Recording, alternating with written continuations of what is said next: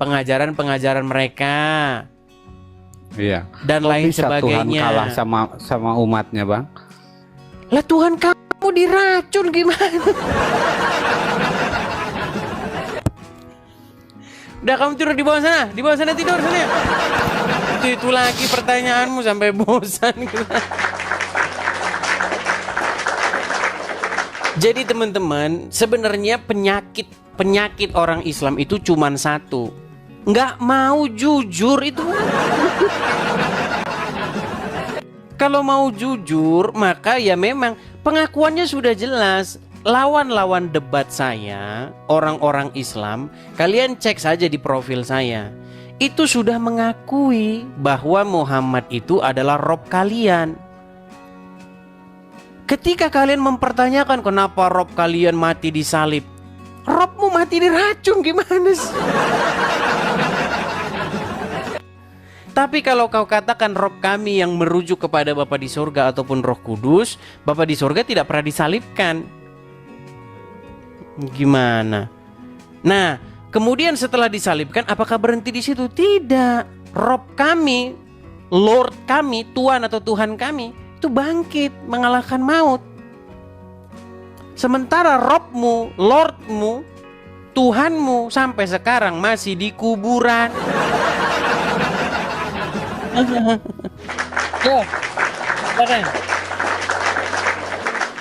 Jadi sekarang ini lagi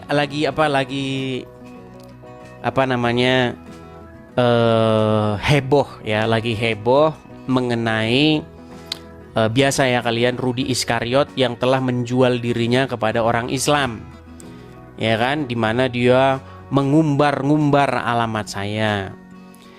Ya saya cuma mau bilang begini, kenapa dalam diskusi atau debat lintas agama orang Islam itu selalu mainnya seperti itu. Cara mainnya seperti membantah argumen nggak sanggup, berdebat nggak sanggup, perang data tidak sanggup. Yang sanggup apa? Mana alamatnya? Itu terjadi. Contoh yang sedang terjadi sekarang apa? Trans 7 itu membuka apa yang terjadi di pondok pesantren. Tapi apa yang umat muslim lakukan? Apakah umat muslim bisa membantahnya dengan data-data? Bisa membantahnya dengan argumen-argumen? Tidak bisa. Yang dia lakukan adalah demo.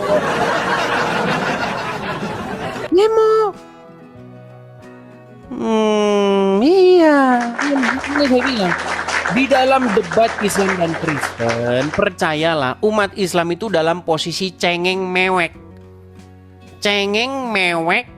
dan seperti itu. Kalau berdebat selalu bawaannya ngamuk, lapor polisi. Berdebat nggak mampu berdebat. Oke, kita kasih naik. Kalian kalau mau tunggu orang nyata. Muslim yang sanggup berdebat, nekat tidak yang ada. Nyata. Akulah Yesus. Lenyaplah kamu. Nekat yang nyata. Turunnya nggak ada. Jadi kalau kalian benar-benar tidak mungkin dia oleh Edis TV. Orang-orang Islam yang masih melawan atau membantah argumen Edis TV itu adalah orang-orang Islam yang boro-boro membuka Al-Quran. Orang-orang yang membantah saya itu, teman-teman, mereka itu adalah orang-orang yang di KTP-nya saja tertulis agama Islam. Pengetahuan tentang agama Islam tidak ada.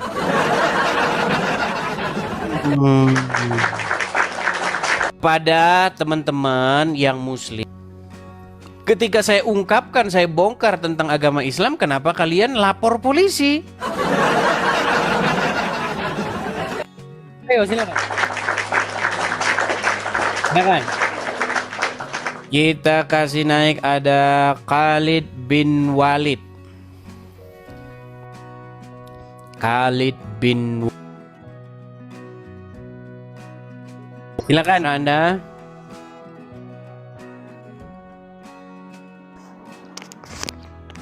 Khalid bin Walid. Bang, apa yang mau Anda utarakan? Ya gini aja lah. Yo. Ya udah, tapi agak kelihatan Bang wajahmu, Bang. Bang, Bang, agak kelihatan Bang wajahmu, Bang. Tuhanmu kan kelihatan Bang wajahmu, Bang. Tuhanmu kan Muhammad gimana? Muhammad gimana?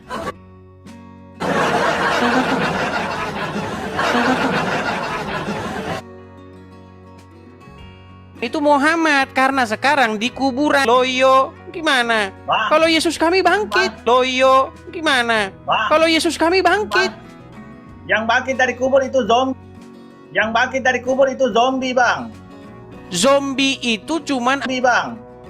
Zombie itu cuman ada di film. Gimana? Berarti di yaumil akhir. Sebentar. Kau percaya dengan hari kebangkitan nggak? Sebentar. Kau percaya dengan hari kebangkitan nggak? Di dalam agama Islam salah satu rukun iman, rukun Islam itu adalah percaya dengan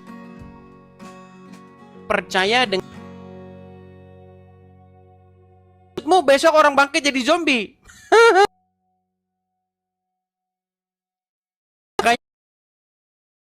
Makanya saya bilang, coba sekarang mana lebih gentleman? Mana lebih gentleman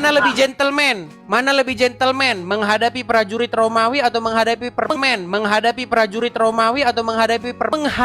seorang wanita, dua orang wanita.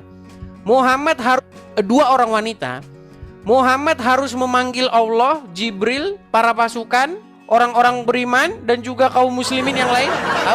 Tahu nggak? Biar saya tunjukin ayatnya dalam Quran. Nih, saya akan tunjukkan kepada kamu satu ayat di dalam Al-Quran di mana Muhammad untuk menghadapi dua orang perempuan saja, dia harus memanggil bala tentara. Saya tunjukkan. Sabar. Tuhan Yesus menghadapi seorang diri. Bahkan dia berkata, "Jikalau aku yang kamu cari, biarkan mereka ini pergi." Itu ketika prajurit-prajurit Romawi, Yudas Iskariot dan orang-orang Farisi datang, di mana orang yang bernama Yesus? Semua orang-orang yang tidak berkaitan disuruh pergi. Yesus menghadapi sendirian. Bukan seperti Nabi Isa yang lari ngiprit, malah ditukar sama orang lain. Udah ditukar, bingung siapa yang ditukar. Benar. Saya akan tunjukkan. Kenapa mana ada Tuhan lari? Saya akan tunjukkan di dalam surat Al-Ahzab. Surat At-Tahrim. Surat At-Tahrim, ya. Ayat yang keempat.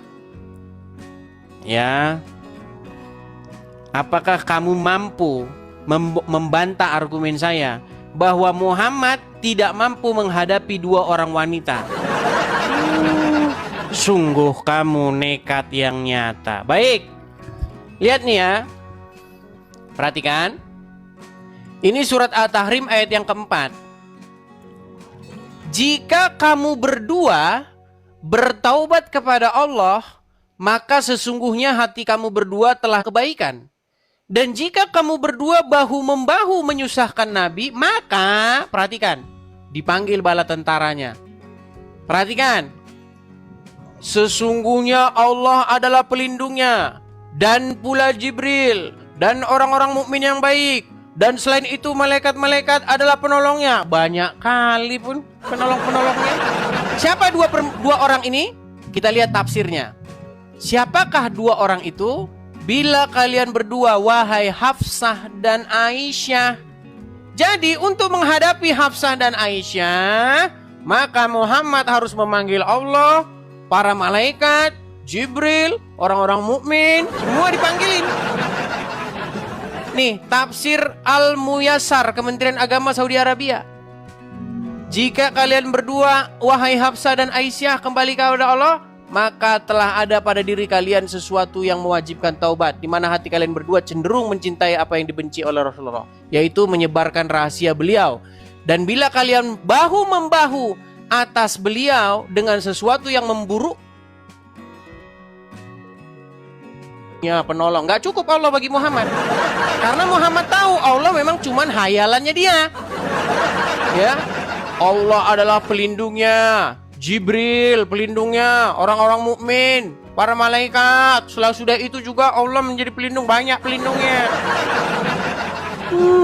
Gimana? Bang,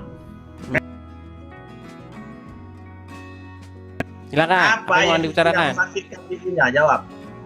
Ayo. Apa? Dan diajak surga. Kenapa Yesus tidak membangkitkan ibunya Belum dan diajak surga? waktunya.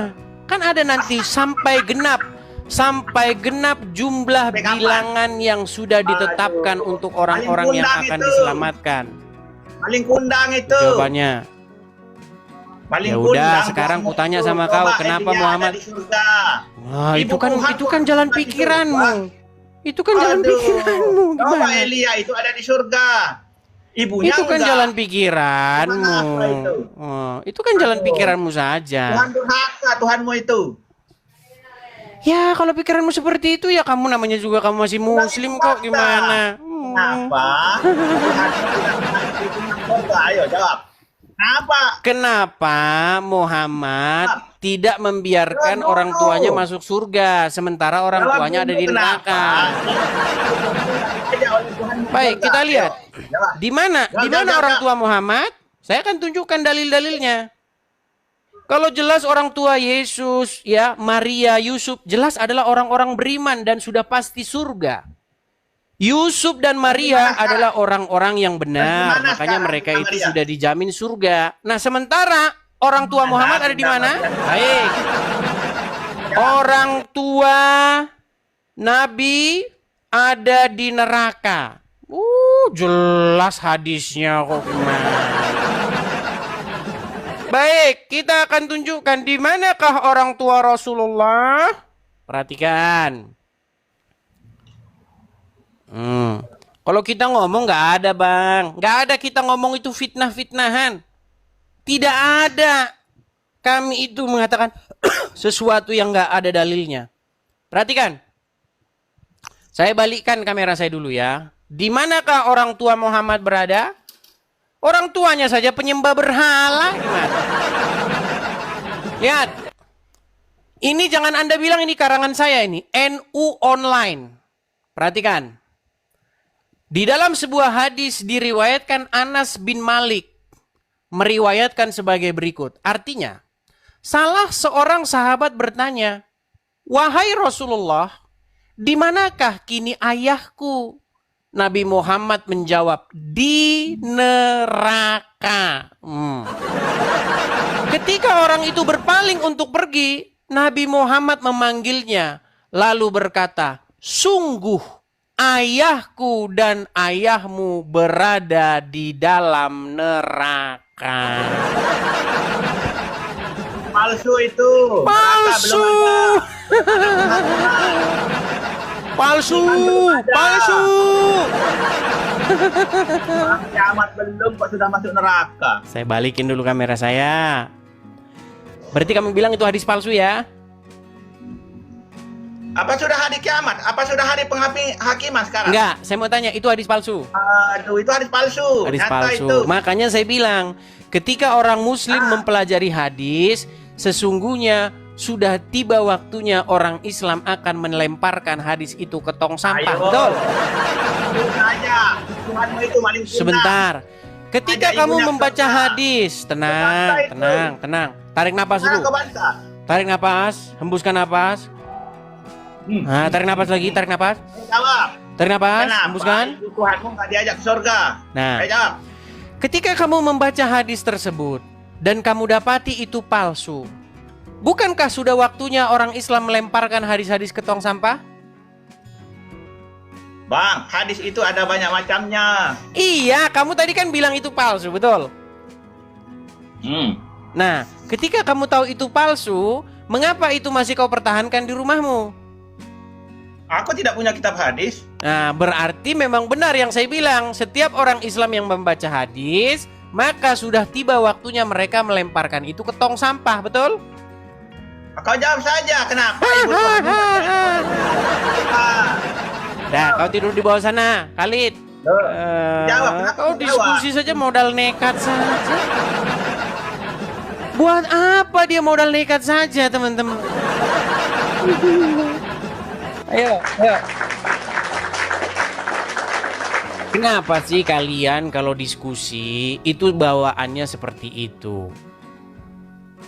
Ketika ada ulama-ulama kalian membahas agama Kristen, bukankah hal yang wajar kalau saya membahas agama Islam untuk sebagai tandingan?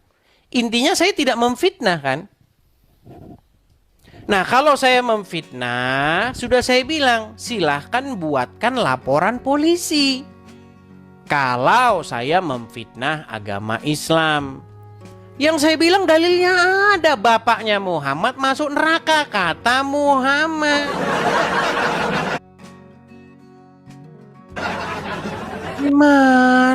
Gimana sih kalian ini?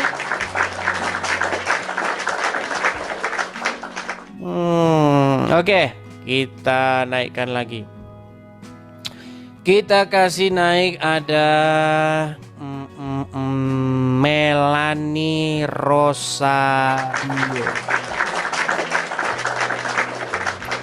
Melanie Rosario. Ya, silakan Melanie Rosario. Melanie. Halo Bang.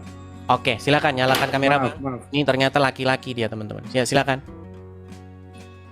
Kristen Bang, Kristen. Oh, Kristen. Salam kenal sih ya Bang. Ya, silakan. Anda Oke, naik Bang. ke sini mau ngapain? Salah Turunkan tekan ya, tadi. saya turunkan. Ya, teman-teman sekalian. Ini forum adalah forum diskusi lintas iman, tanya jawab antara Islam dan Kristen. Ini forum untuk apa? Forum ini untuk mengimbangi bagaimana orang-orang Islam yang sering membahas agama Kristen, ustadz-ustadznya, ulama-ulamanya, begitu. Bahkan kalau orang Islam bahas agama Kristen, itu sudah dapat dukungan dari seorang wakil presiden. Jadi itu bukan hal yang kecil, itu tidak dilakukan oleh oknum lagi. Kalau oknum yang melakukan, artinya hanya kelompok-kelompok tertentu saja. Ini tidak bisa lagi dikatakan oknum, tapi keseluruhan orang Islam. Dari mulai wakil presiden yang bernama Muhammad Yusuf Kalla, sampai golongan bawah, sampai Zuma, sudah membenarkan untuk membahas agama orang lain. Apa kalian pikir saya kalau ngomong gitu asal-asalan? Tidak. Saya tidak asal-asalan. Siapa orang di belakang Zakir Naik yang datang ke Indonesia membahas agama Kristen? Yusuf Kalla, Ketua Dewan Masjid Indonesia. Jadi jangan kalian bilang itu oknum gundul.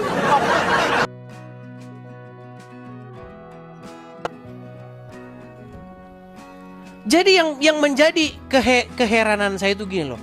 Kalau ulama kalian boleh bahas agama Kristen, kenapa kami tidak boleh bahas agama Islam? Coba kau camkan dulu perkataan itu. Jangan kau maunya menang. Gimana kita lihat ini?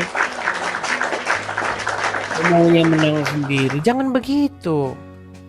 Mari kita buka sebuah diskusi yang terhormat, tanpa caci maki, tanpa hujat. Ayo. Jangan kamu maunya bertanya.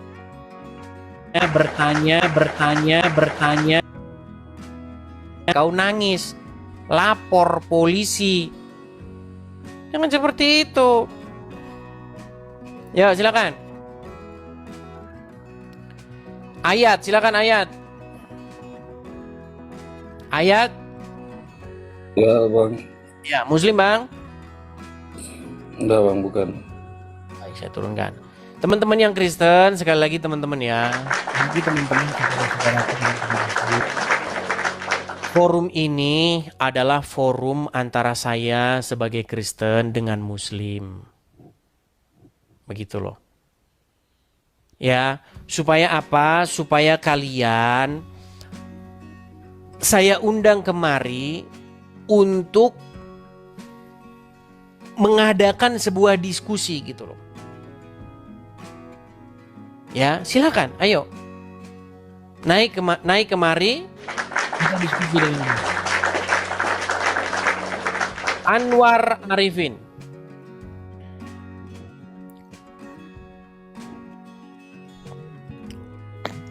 Ya, silakan Anwar Arifin.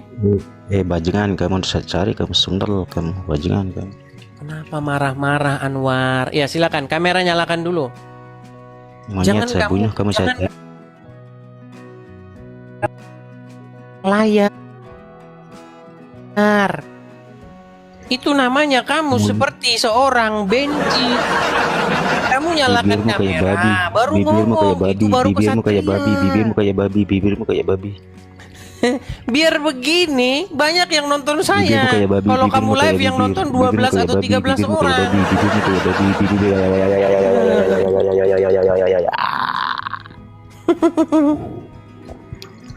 Udah kejangnya? Kristen masuk, Kristen masuk neraka. Sudah kejang? Kejangnya Kristen sudah? masuk neraka, Kristen masuk neraka. Daripada di surga yang isinya kawin-mawin, pesta seks di surga. Gereja isinya babi. Gereja isinya babi. Kenapa kamu bisanya hanya Fitnah orang bisa Kristen. tunjukkan satu Kamu fitnah saya pemfitnah. terhadap agama Islam, silakan. Apa fitnah saya terhadap agama Islam? Coba tunjuk satu aja. Kalau kamu sanggup menunjukkan, saya terjun dari Monas, silakan. Saya cari kamu besok, bajingan. Saya cari kamu. Saya bunuh kamu. Bagaimana kamu mau nyari, orang kamera kamu saja tidak nyala kok? Gimana? Silakan, nyalakan kamera. Kabur kan? Kabur gimana? Makanya sudah saya bilang teman-teman, saya itu tidak berlebih-lebihan ketika mengatakan bahwa di dalam perdebatan Islam dan Kristen memang itu yang terjadi. Iya. Yang terjadi seperti itu. Ketika orang-orang Islam membahas agama Kristen, itu luar biasa mereka. Bahkan mereka udah sampai pajang-pajang iklan segala. Apakah pemerintah tidak tahu? Tahu. Bagaimana pemerintah tidak tahu? Jelas tahu, bahkan didukung oleh pemerintah. Kalau orang Islam bahas agama Kristen.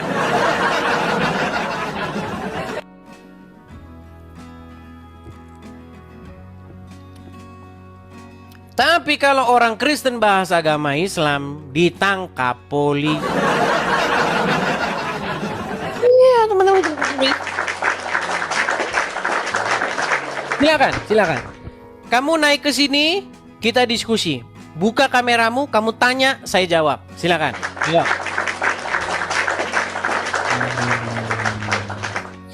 Kita kasih naik ada Sese.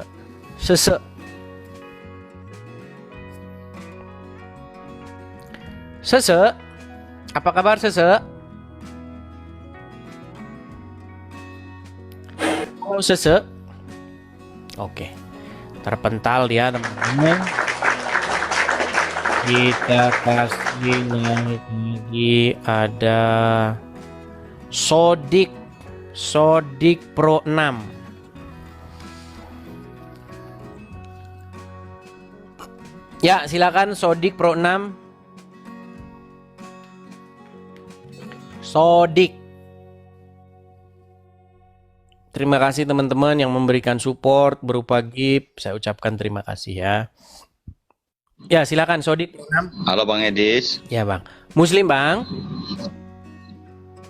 Alhamdulillah Muslim Bang Edis. Silakan Bang, apa yang mau Anda utarakan? Silakan. Yang pertama Bang Edis, saya cuman kagum aja dengan keberanianmu. Sebentar, saya tanya dulu, Abang Itu yang Muslim? pertama. Saya Muslim. Coba Bang, kita di sini nggak mau nanti Anda ternyata Kristen menyamar jadi orang Islam. Saya pengen Anda mengucapkan penggalan ayat-ayat Al-Quran supaya kami yakin bahwa Anda seorang Muslim. Silakan.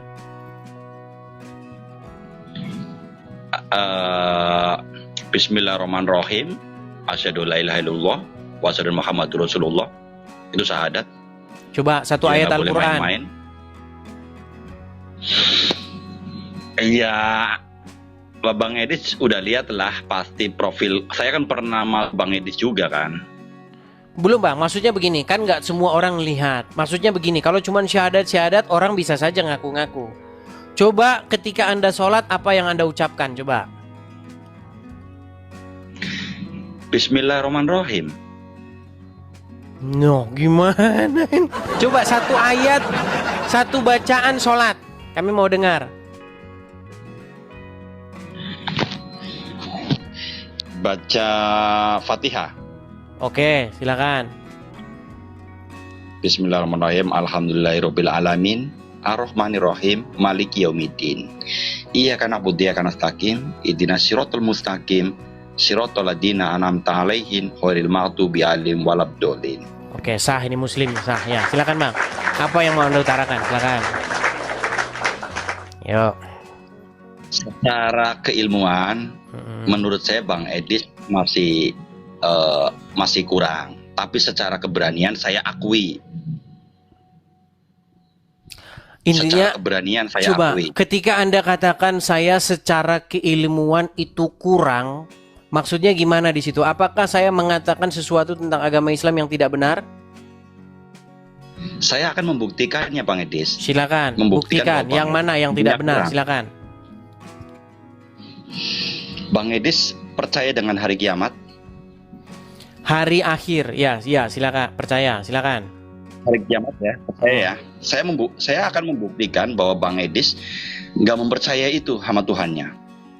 Nih, Tapi itu begini. bukan isu gini Bang. Masalah saya Anda katakan tidak mempercaya hari kiamat.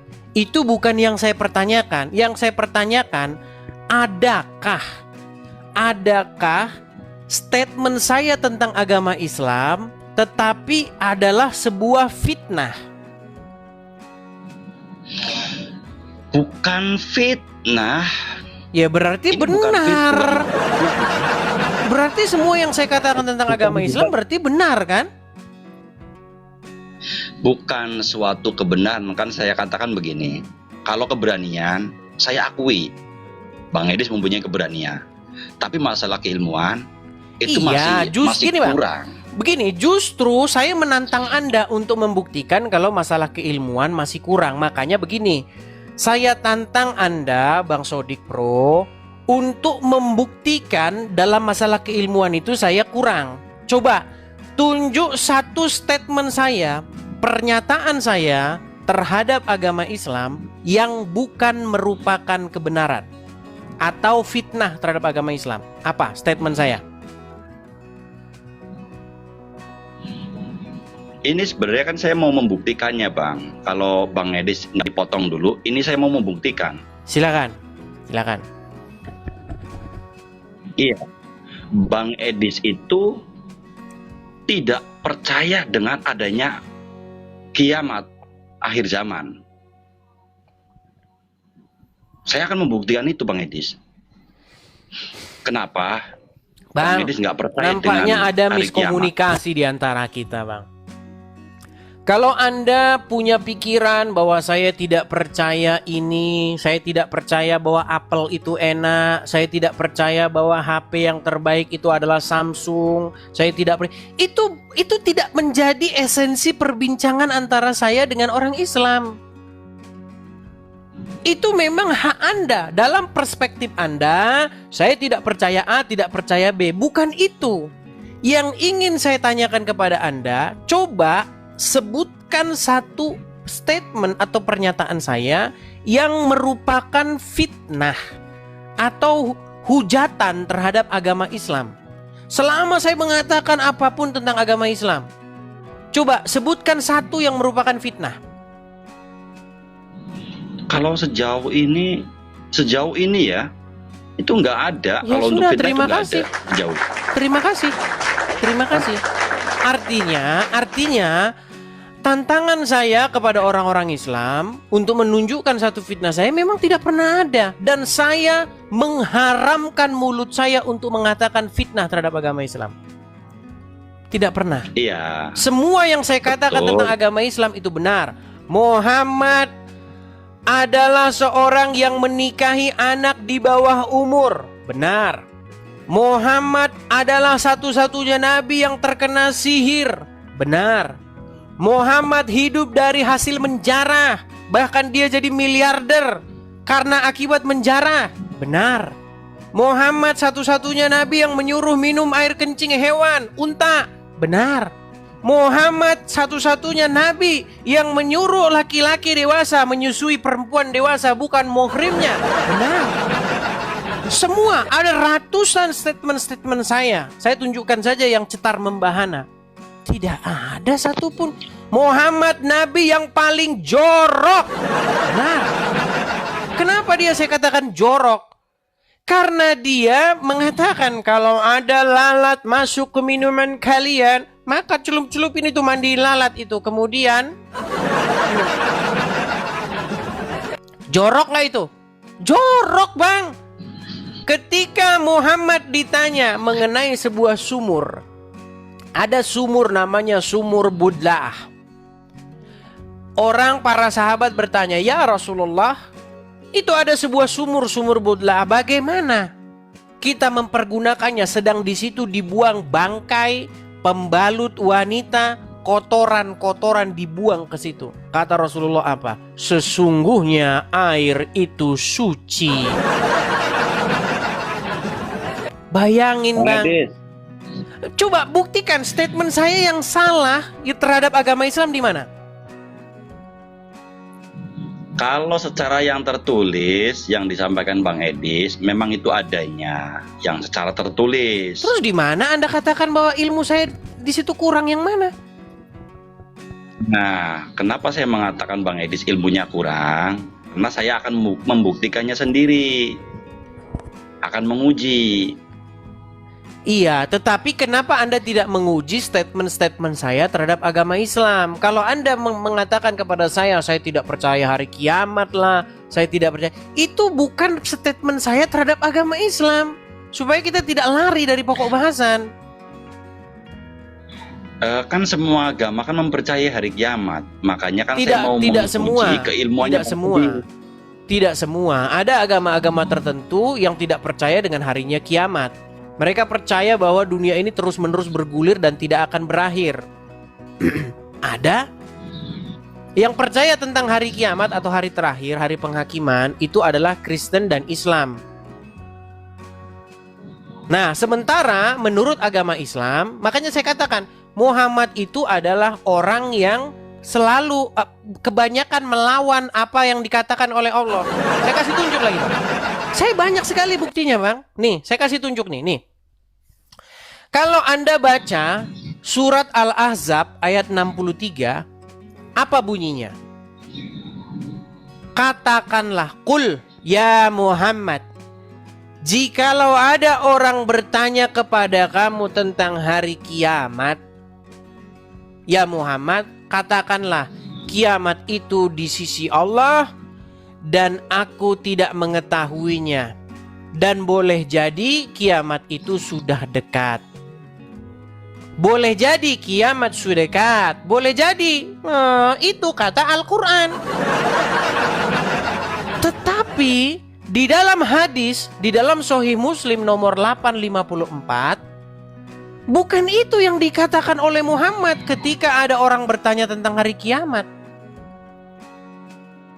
Yang dikatakan oleh Muhammad, kiamat tidak akan terjadi kecuali hari Jumat.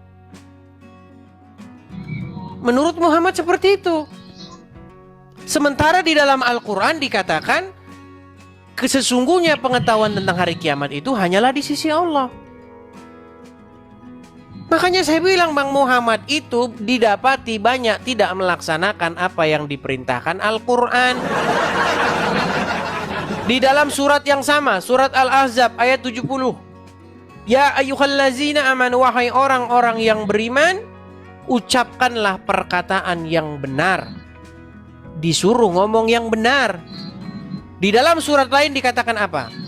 Sesungguhnya orang-orang yang mengadakan kebohongan itu adalah orang-orang yang tidak beriman, dan mereka itu adalah orang-orang pendusta. Tetapi di dalam hadis, Muhammad mengajarkan bohong alias dusta. Padahal dia bergelar Al-Amin, yang jujur terpercaya. Makanya saya bilang Bang, makin dipelajari agama Islam, makin dekatlah pintu gerbang untuk meninggalkannya.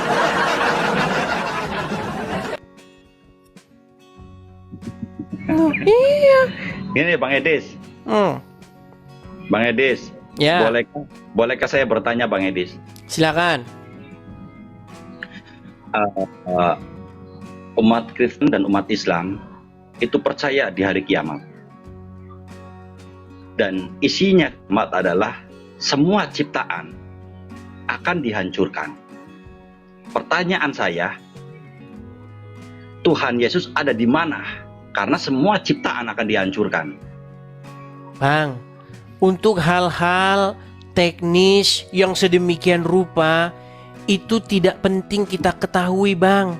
Maknanya apa nanti kalau Tuhan Yesus ada di mana, kiamat nanti begini ada ini. Bang, yang paling terpenting bagi kita itu apa sih? Kenapa sih kita repot mikirin hal-hal yang kita nggak tahu? Bang, bagusan yang kita bahas itu apa? Bagusan yang kita bahas itu ini loh. Kita itu selama hidup ini harus mencontoh, mengikuti siapa? Kalau kita mencontoh Tuhan Yesus, kita jadikan Yesus sebagai Tuhan, sebagai Tuan, sebagai suri tauladan kita, junjungan panutan kita, maka hidup kita akan benar. Karena yang diajarkan oleh Tuhan Yesus adalah yang baik. Sementara kalau umat muslim menjadikan Muhammad sebagai Tuan, Tuhannya, junjungannya, panutannya, ikutannya, maka orang-orang akan menjadi aneh. Kenapa menjadi aneh? Karena satu, minumin air kencing hewan, menciumin batu. Itu kan Muhammad Bang. Sekarang saya tanya, umat muslim pergi berbondong-bondong berjuta-juta orang ke Arab nyiumin batu, betul? Betul atau salah Bang? Iya. Oke, ngikutin siapa dia? Betul. Itu simbol. Bukan, dia ngikutin siapa? Untuk kepercayaan Kanjeng Baginda Nabi. Iya, ngikutin Muhammad Bang. Makanya saya bilang, simbolnya seharusnya yang kalian ikuti, yang kalian jadikan panutan, yang kalian jadikan rob kalian itu adalah Yesus, bukan Muhammad. Makanya apa kata Tuhan Yesus? Barang siapa yang percaya kepadaku, ia akan hidup. Barang siapa yang melakukan perintahku, ia akan mendapat hidup yang kekal. Akulah jalan dan kebenaran dan hidup, kata Tuhan Yesus. Makanya yang harus diikuti oleh umat manusia itu adalah Yesus. Harus kalian angkat Yesus menjadi Tuan atau Tuhan atau Lord kalian, pemimpin kalian. Jangan jadikan iblis sebagai Tuhan, sebagai Tuan kalian, atau hawa nafsu kalian sebagai Tuhan atau Tuan kalian. Yang harus kalian ikuti itu adalah Bapa di surga, yang harus kita jadikan Tuan atau Tuhan kita. Bagaimana cara menjadikan Bapa di surga sebagai Tuan kita? Ya harus dengan melalui Yesus dan Roh Kudus. Jangan jadikan yang lain sebagai Tuan kalian. Kalian ini kan adalah orang-orang yang diperbudak oleh Allah dan Muhammad. Makanya kalian itu hidup under their control. Kalian itu hidup di Oke, dalam Bang Edi. kontrolnya Allah dan Muhammad. Makanya kalian Edi. tiap hari nunggang, cium batu, putar. Kalian melakukan hal-hal yang gak berguna, gak ada gunanya. Coba saya tunjukin, apa gunanya gini itu apa fungsinya? Lebih baik kamu menyingkirkan satu batu di jalan ketimbang kamu gini. Gak ada gunanya gini mah, apa gunanya? Apa manfaatnya bagi orang lain ketika kamu begini-begini? Yang ada Bang Edi. orang lain terganggu. Bang Edi. Kalian pakai toa, Bang Edi. wow. Yang ada orang terganggu, Bang Edi. Bang. Iya Bang Edis, gini Bang Edis. Perhatikan pertanyaan dari awal saya memang keilmuan Bang Edis kan masih kurang, yang saya katakan begitu kan. Terbukti kan bahwa ketika hari kiamat surga akan dihancurkan, Bang Edis tidak perlu membahas ke sana. Itu sudah membuktikan bahwa keilmuannya Bang Edis itu masih kurang, masih minim. Karena nggak bisa menjelaskan itu. Hanya menjelaskan, mengutarakan. Nggak perlu mikirin yang lain-lain. Ini kan bukti, Edis. Ini fakta. Ya, intinya yang mau keilmuan saya Bang Edi katakan itu kurang. kepada Anda begini, Bang. Saya cuman mau pesan begini. Ketika kalian orang Islam dalam ceramah-ceramah kalian mengatakan jangan kau tuhankan Yesus, tetapi ikutilah Muhammad. Saya cuman bilang kebalikannya, Bang. Jangan kau tuhankan Muhammad, tetapi ikutilah Yesus. Ya, seperti itu, Bang. Semoga Anda menyadari perkataan saya ini. Ya. Karena banyak orang tidak tahu esensi, karena banyak orang tidak tahu esensi dari menjadikan sesuatu sebagai Tuhannya. Menjadikan sesuatu Ya, sebagai berarti Tuhan atau Tuhannya itu adalah membuat dirinya di bawah kontrolnya. Jadi saya ingin supaya setiap manusia, Berarti Bang Edis poinnya nggak bisa jawab ya? ya terserah Edis, kalau Anda poinnya ingin nggak bisa mengatakan menjawab, demikian. Intinya saya cuma berpesan, Iya. mari kita semua harus menjadikan Yesus sebagai Tuhan, sebagai Tuhan kita. Menjadikan Bapa di sorga sebagai Bang Edis. Tuhan atau Tuhan kita, dan Roh Kudus sebagai Bang Tuhan Edis, boleh bertanya atau satu kali Tuhan lagi kita. nggak, Bang Edis? Itu, ya. Bang Edis, Selamat boleh bertanya malam. satu kali lagi nggak? Ya, Anda renungkan saja dulu itu, biar nggak terlalu berat. Merenungkan yang itu saja nggak paham, gimana mau yang lain? Ya, ayo silakan. Kita kasih naik ada. Terima kasih Pak Agus. Teman-teman, saya ucapkan banyak-banyak terima kasih kepada pemirsa Edis TV semua ya teman-teman ya. Kepada teman-teman yang memberikan gift support, baik melalui gift, melalui TikTok, support juga melalui rekening. Saya ucapkan terima kasih semua teman-teman. Saya cuma mau berpesan begini teman-teman. Percayalah kepada saya bahwa saya itu tidak akan menyalahgunakan apa yang sudah teman-teman berikan kepada saya. Saya bahkan sampai menahan-nahan diri. Kalau teman-teman tahu ya, sandal jepit saya saja tidak saya ganti. Walaupun akhirnya banyak orang, "Bang, ini Bang untuk beli sendal, ganti sendalmu," katanya. Ya udah akhirnya saya ganti, tapi tetap saja saya beli yang murah-murah, harga-harga 300.000. Yang penting apa? Yang penting ada sendal. Karena fokus saya bukan sendal, teman-teman. Alangkah kecilnya kalau cuman sendal. Itu sendal itu perkara kecil. Fokus saya apa? Saya lihat ke depan, jauh ke depan. Ada apa? Saya melihat rumah apologet. Saya tidak melihat hal-hal yang kecil dan remeh-temeh. Ya, itulah teman-teman yang akan kita dirikan.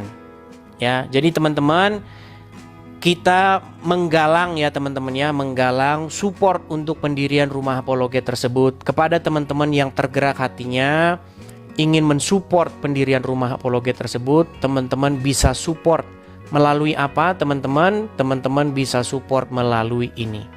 Saya akan balikkan kamera saya, teman-teman. Kita kejar target ya teman-teman ya, karena waktunya ini sudah semakin dekat.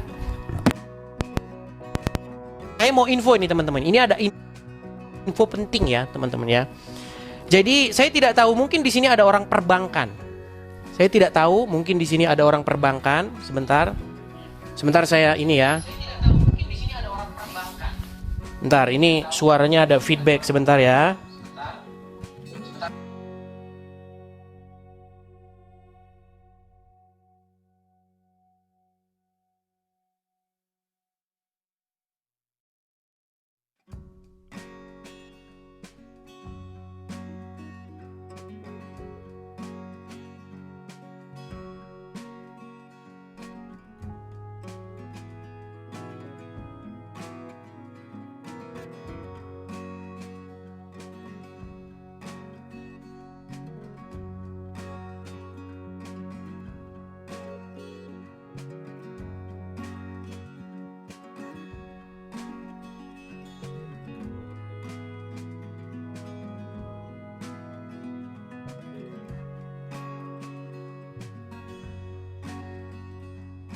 Ya, teman-teman sekalian, mohon maaf saya sambil ke kamar mandi sebentar. Saya mohon maaf sebentar, saya ke kamar mandi ya. Sabar teman-teman. Ya, sabar ya. Nah, ini info ya teman-teman ya. Ini info. Dan saya tidak tahu, mungkin di antara penonton dan di antara penonton TikTok dan penonton YouTube. Jadi teman-teman, Bank BRI atau pihak perbankan Bank BRI ini telah membocorkan atau telah mengekspos data pribadi saya. Jadi sekali lagi ya, ini info. Jadi silakan teman-teman viralkan supaya teman-teman bisa tahu apa yang terjadi kepada diri saya. Jadi Bank BRI, nih ya, nih saya balikan dulu. Oke, gini saja, nggak apa-apa, kita gini saja. Jadi Bank BRI di mana rekening ini tertera, itu membeberkan atau membuka alamat atau data pribadi saya yang ada di bank tersebut. Nah, itu Bank BRI, jadi teman-teman. Jadi memang itu terjadi. Entah di dalamnya ada kadrun atau bagaimana. Ya seperti itu. Kenapa masih dipakai? Ya karena intinya begini, karena tidak ada tindak pidana yang saya lakukan. Saya melakukan tindak pidana apa? Saya tidak melakukan tindak pidana. Saya tidak menjual narkoboy. Saya tidak menampung judol. Saya tidak melakukan tindak pidana. Makanya buktikan apakah saya melakukan tindak pidana. Ya teman-teman, ini pengumuman ya. Jadi alamat saya ini dari nomor rekening ini, itu alamat saya itu sudah dibeberkan teman-teman. Ya. Jadi siapa yang membocorkan? Sudah pasti pihak Bank BRI. Pasti itu pihak Bank BRI. Karena tidak mungkin begitu. Dan tentu saja ya pihak-pihak itu sudah membocorkan kepada siapa? Kepada Rudy Iskariot. Jadi data itu sudah sampai di Rudy Iskariot, dan Rudy Iskariot ialah yang mengirim pesan ke saya. Begitu. Jadi teman-teman, ini teman-teman, bank ini ya, ini informasi saja. Ini bank ini saya buat di kantor cabang Yogyakarta. Ini saya buat dulu sekali, sudah lama saya buat ini. Ya. Jadi rekening ini dengan nomor akun ini saya buat di Yogyakarta. Dan data pribadi saya itu disebarkan oleh orang dalam BRI. Orang pihak BRI.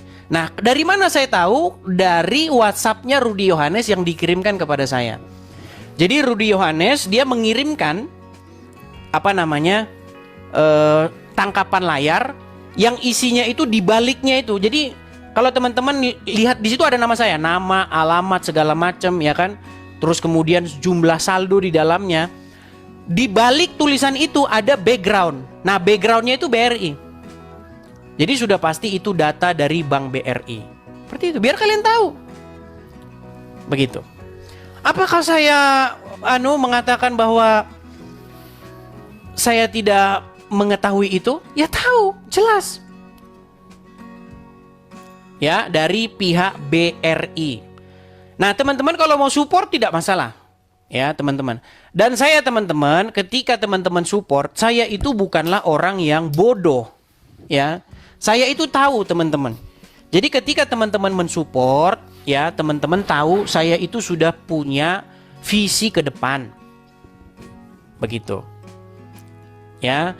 Nah, menurut undang-undang perbankan yang saya baca, memang menyebarkan data nasabah itu adalah sebuah tindak pidana. Tetapi kalian tahu, namanya juga negeri Konoha. Banyak kadrun di sana. Nah, makanya teman-teman, ini masih bisa kita gunakan, tetap masih bisa kita gunakan. Jadi teman-teman, kalau mau support saja ke situ. Makanya dalam waktu cepat, makanya teman-teman, ayolah, kita percepatlah ya.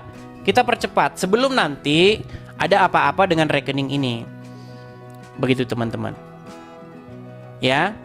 Jadi teman-teman silakan support, dan bank ini masih aktif ya teman-teman ya. Silakan teman-teman support ya. Dan segera teman-teman, segera, karena apa? Karena nanti tidak tahu ke depannya bagaimana.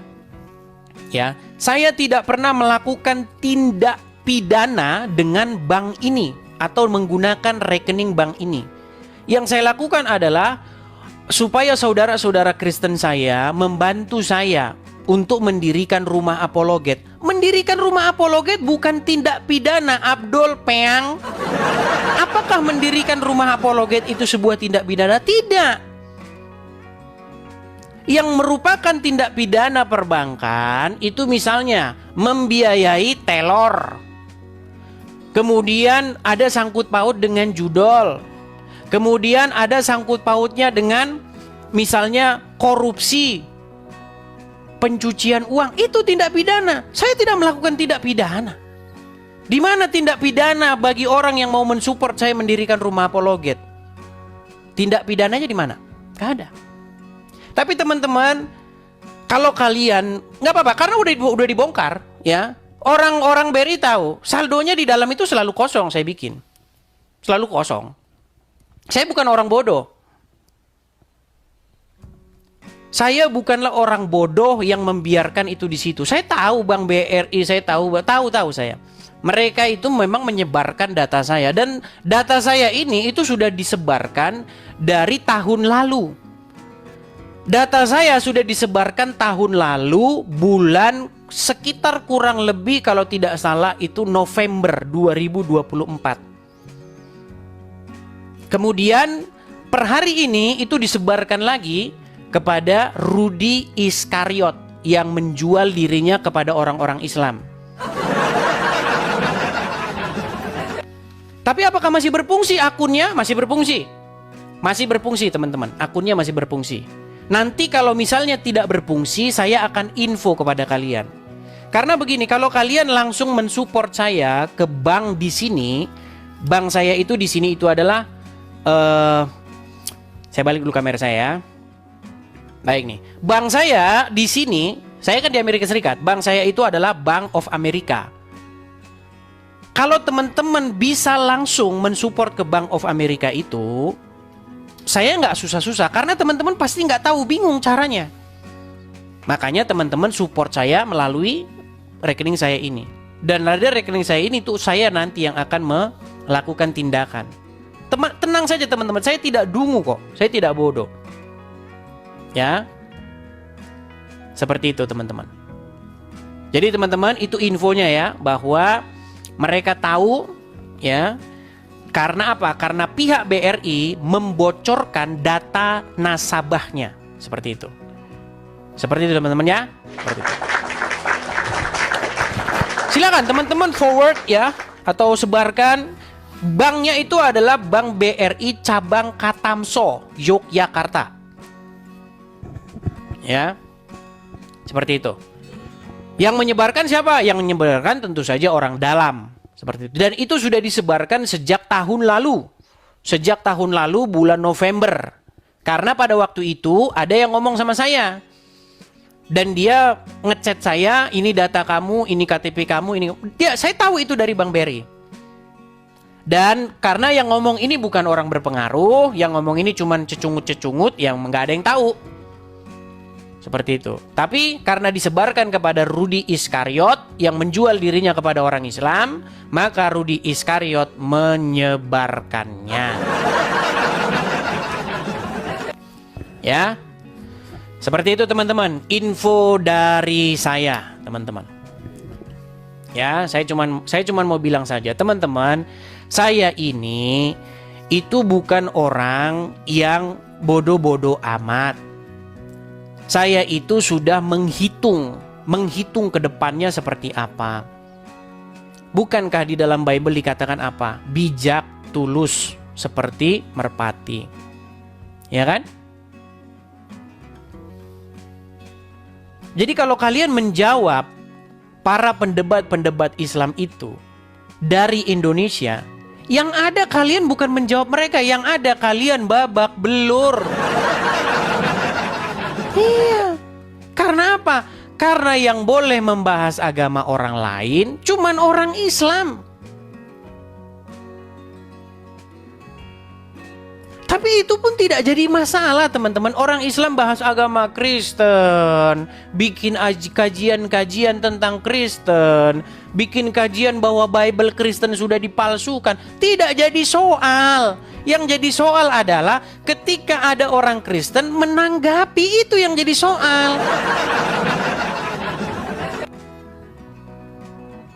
Kenapa? Pertanyaan saya begini, kenapa hanya kamu saja yang boleh bahas agama orang?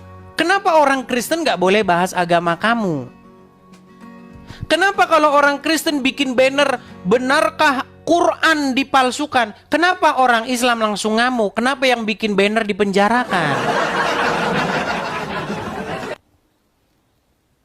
Ya, seperti itu teman-teman ya. Intinya yang mau saya katakan, bahwa saya ini teman-teman mengalami yang namanya serangan bertubi-tubi. Pengkhianat di dalam kekristenan banyak. Ya, banyak. Yudas Iskariot masa kini itu banyak. Makanya kemarin ada yang ngomong sama saya, "Bang, kenapalah kau berdebat sesama apologet dan lain sebagainya?" Sekarang kalian tahu kan mana yang murni orang berapologet? Mana orang yang murni berapologet dan mana orang yang mencari uang, mencari kekayaan dari apologet itu? Seperti siapa? Seperti Rudi Iskariot. Teman-teman, nanti ujung-ujungnya teman-teman tahu kok siapa saya. Teman-teman pasti saya sudah memperhitungkan itu. Pasti nanti teman-teman tahu siapa saya.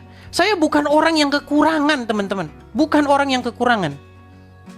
Di Indonesia saya itu adalah orang yang berkecukupan dan berkelimpahan. Tidak kurang makan saya. Iya.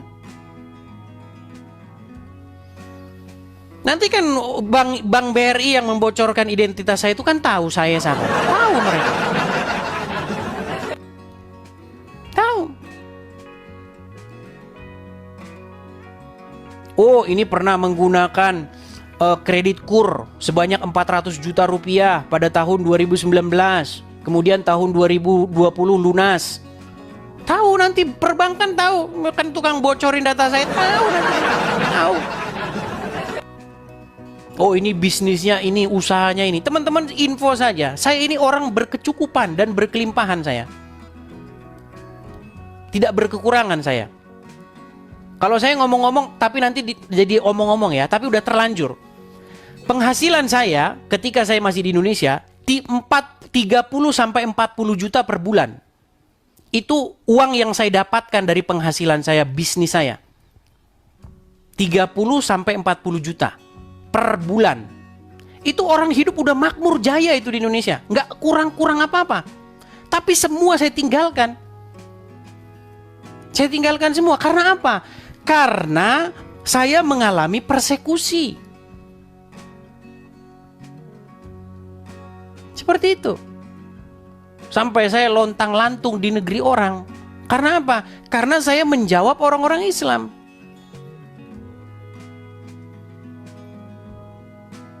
Ya, saya aslinya Lampung.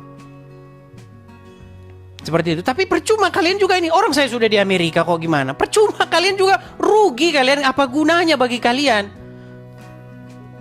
Kalian pun mau korek-korek alamat saya cuma bilang, gunanya apa? Nggak ada gunanya, orang saya ada di Amerika kok. Ini loh, nih di Indonesia semalam kan nih, tuh siang bolong di sini tuh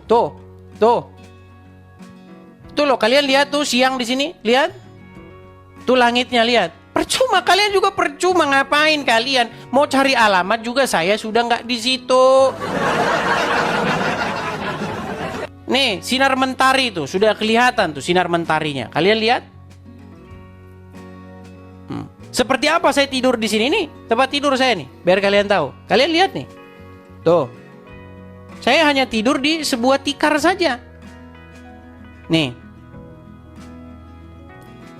Tapi apakah saya hanya mengejar tikar begini? Untuk apa kalau cuma tikar? Untuk apa? Saya tinggalkan tuh lemarinya, kalian lihat. Lemarinya saja hanya kain-kain. Apakah Rudi Iskariot mau meninggalkan untuk apologet demi seperti ini? Nggak bakal mau. Mana mau dia. Tapi teman-teman percayalah teman-teman. Bukan itu teman-teman. Hal sepele, hal kecil kalau cuma tikar. Untuk apa tikar sendal? Saya nggak, bukan hal seperti itu. Saya nggak mikirin hal-hal yang kecil. Kita di sini program kita teman-teman, pegang omongan saya teman-teman. Kita di sini itu mau membeli satu properti. Dan itu bukan uang kecil teman-teman. Kemarin kita sudah survei, saya sudah ngomong. Ada 5 orang kami waktu itu. Kami sudah pergi. Kita bayar cash itu bisa. Tapi yang kita pikirin apa? Siapa nanti mau datang ke situ? Siapa nanti para penggemar, siapa nanti orang-orang Kristen yang mau datang bercengkrama dengan kita, mau bikin podcast, siapa? Akhirnya kita batalkan. Dan juga siapa nanti yang mau kita ajak ngobrol di situ, karena tempatnya memang terpencil. Makanya kita tunda dan kita harapkan kita dirikan rumah apologet yang dekat sini. Makanya teman-teman, percaya sama saya, tidak ada yang kalian percayakan kepada saya itu saya gunakan untuk tujuan-tujuan yang tidak benar. Saya gunakan untuk membangun rumah apologet dan sudah aman, teman-teman. Ya. Seperti itu. Jadi teman-teman sekalian, saya itu ada nomor rekening di sini di Amerika sini. Ya. Jadi teman-teman percayalah sama saya. Tenang, teman-teman. Jadi makanya teman-teman support dari dukungan kalian semua. Itu saya harapkan kita bisa beres di bulan Desember besok. Ya teman-teman ya, Desember.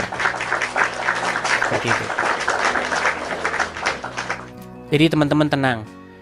Kalau orang-orang Islam boleh membahas agama Kristen dari Indonesia, orang-orang Islam boleh mencaci maki, menjelek-jelekkan, membahas agama Kristen dari atas podium di Indonesia dan mereka tidur dengan nyenyak di rumahnya, itu tidak terjadi kepada kita. Ketika kita menjawab mereka, maka kita tidak bisa tidur di rumah kita sendiri. Kita akan melarikan diri dan menjadi terlunta-lunta di negeri orang. Demi apa? Ya demi supaya bisa menjawab orang-orang Islam ini.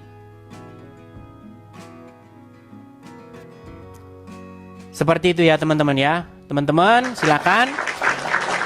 Itu ada di Google Map juga kok. Ada di Google Map ya. Silakan aja teman-teman cek saja itu. Bank BRI cabang Katamso, Yogyakarta. Cabang ya, cabang. Seperti itu. Karena ada unit, ada cabang begitu. Jadi cabang. Nah itulah yang membocorkan data saya kepada Rudi Iskariot. Sebelum kepada Rudi Iskariot itu udah dibocorkan. Bulan November tahun 2024 sudah dibocorkan itu. Seperti itu ya teman-teman ya. Jadi apakah masih bisa saya pergunakan? Masih bisa. Masih bisa saya pergunakan. Seperti itu. Tapi nanti ke depannya teman-teman bisa langsung mensupport lewat platform lain, platform yang tidak ada hubungannya dengan pemerintah.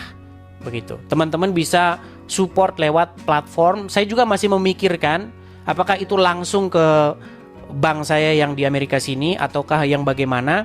Karena saya takutnya itu akan susah bagi kalian. Begitu untuk mensupport. Jadi makanya teman-teman mumpung masih bisa, teman-teman support ya. Target kita Desember teman-teman ya. Target kita Desember.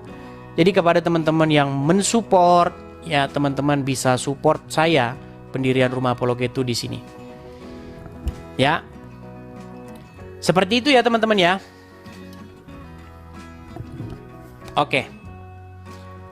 Oke teman-teman sekalian, kita lanjutkan kembali. Silakan teman-teman ditangkap layarnya. Bagi teman-teman yang ada di YouTube dan juga bagi teman-teman yang ada di US, kalau untuk di US itu teman-teman bisa Zelle.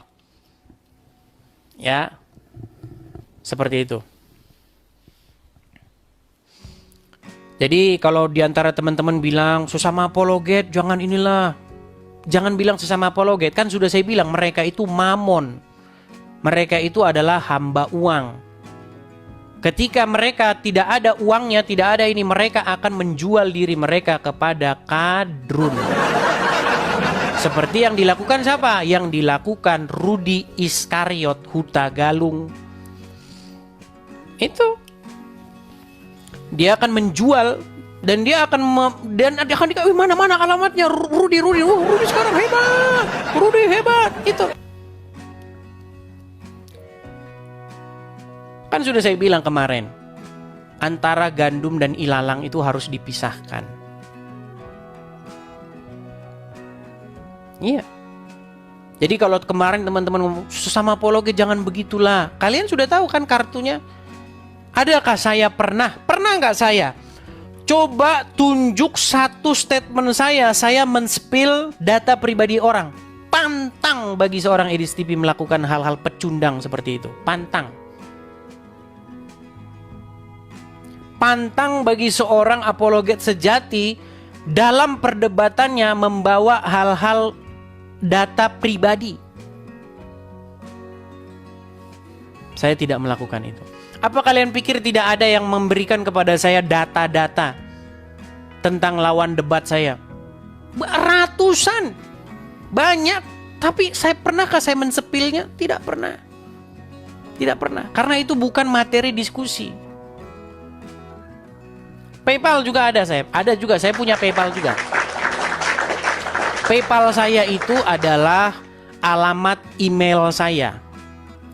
Edis TV Official. Ada di profil. Saya juga punya PayPal. Apakah nanti akan kita ganti metode kita? Kita belum tahu. Tapi yang jelas, account saya itu, yang di BRI itu, masih saya gunakan secara normal. Karena yang masuk ke situ itu bukan hanya ini saja. Ya, bukan hanya ini saja. Ada banyak kegiatan-kegiatan saya yang lain. Seperti itu. Ya. Jadi teman-teman, kalian sudah tahu bagaimana kelakuan daripada Rudi Iskariot, ya. Dia kalang kabut, dia sepil data-data para apologet, ya. Karena memang dia, saya bilang Yudas. Dia itu memang Yudas gitu. Seperti itu. Dia ini buka alamatnya, ini dia ini. Karena memang udah kalang kabut dia. Membantah dia nggak bisa, berdebat dia nggak bisa. Seperti itu teman-teman ya. Jadi teman-teman sekalian, masih aktif, masih normal seperti biasa. Bahkan udah dari bulan 11 saya ketahui bahwa Bank BRI itu membocorkan data pribadi saya. Saya tahu itu dari bulan 11. Ya, jadi intinya teman-teman, saya sudah di Amerika Serikat dan semua teman-teman pada tahu itu. Ya, jadi teman-teman silakan mensupport. Ingat teman-teman, yang harus ini untuk para pengacara-pengacara nih. Saya tidak pernah melakukan kegiatan-kegiatan yang berhubungan dengan teror. Maksudnya terorisme. Saya tidak pernah melakukan kegiatan apapun dengan yang namanya judi. Bahkan saya tidak pernah menyentuh judol-judol itu. Nggak ada. Sejarah hidup saya tidak pernah saya sentuh itu, judol-judol. Ya. Kemarin Rudi Simamora kenapa saya tidak mau membantu Rudi Simamora? Tahu nggak? Sudah niat di hati saya, sudah tulus di hati saya. Ini orang akan saya bantu. Tetapi besoknya itu Rudi Iskariot kan telepon saya. Edis, kau kasih pun gunung itu sama Rudi Simamora, habis itu dikikisnya itu, habis dimakan dia, kata dia. Kenapa bang?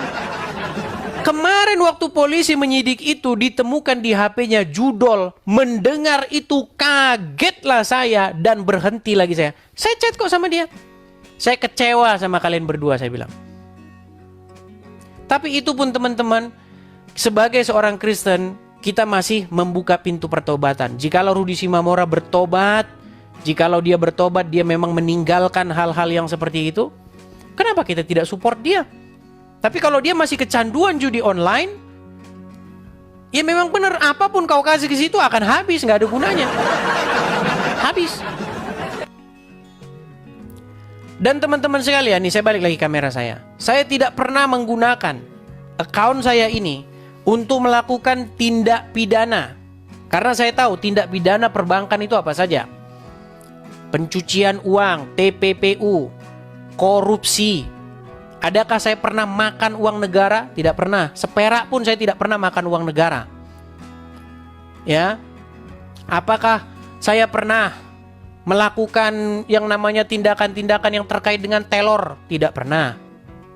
Pernahkah saya melakukan aktivitas judol berkaitan dengan akun saya? Tidak pernah.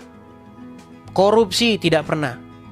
Jadi saya hanya menggalang saudara-saudara Kristen saya yang tahu tentang saya, yang tahu keadaan saya bagaimana, yang ngerti persekusi yang saya alami, untuk membangun rumah apologet.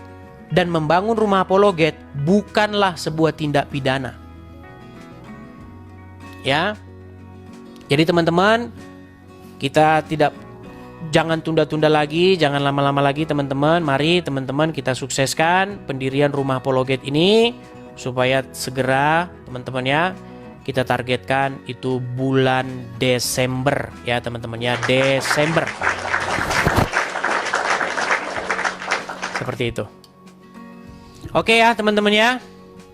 Kita lanjutkan kembali diskusi kita. Silakan teman-teman tangkap layarnya.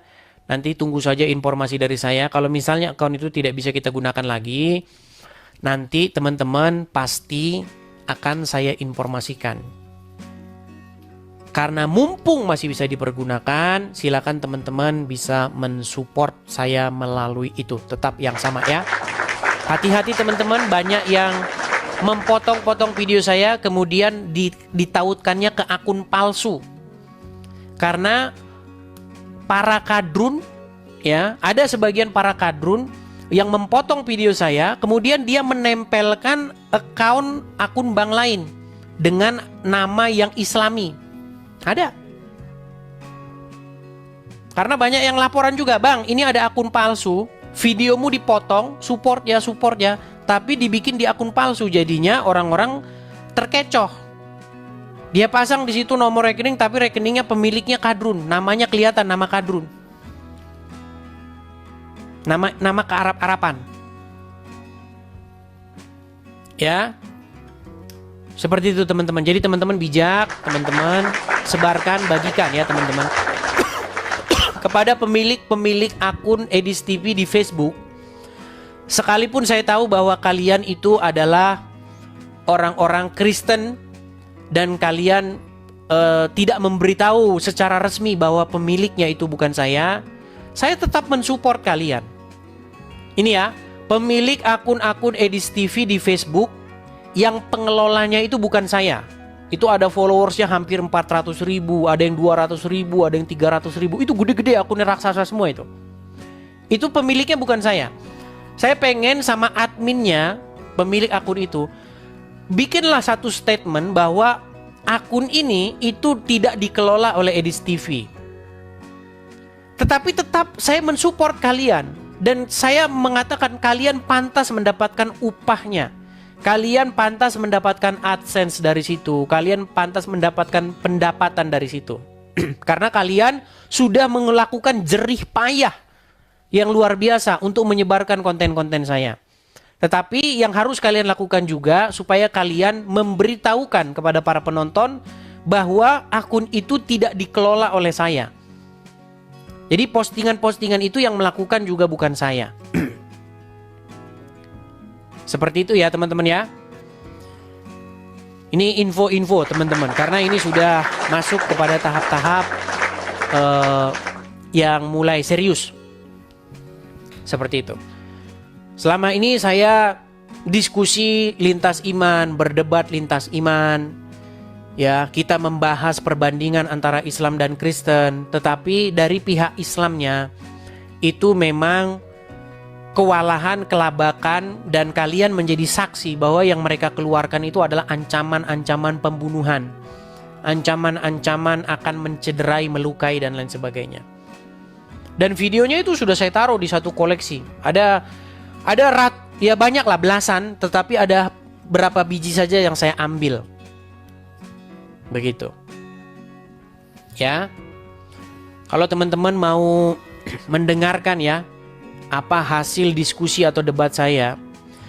Sekarang gini, apakah Donditan, Irina Handono, dan orang-orang yang berdebat membahas agama Kristen itu tidak membuka account atau rekening di bank?